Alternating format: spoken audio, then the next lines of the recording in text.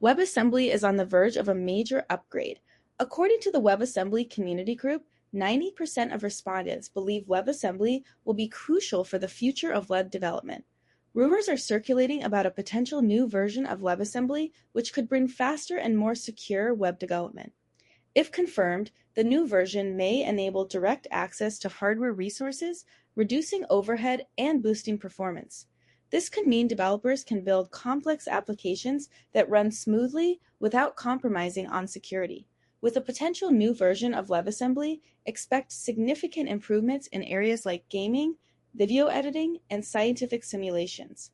The updated architecture is also expected to introduce new security features such as memory isolation and sandboxing, making it easier to write secure code. Moreover, these potential updates could strengthen security and make it easier to build efficient web applications. As noted by Mozilla, WebAssembly has the potential to revolutionize the way we develop web applications. Developers may soon be able to build faster, more secure, and more efficient web applications. The future of web development is looking bright.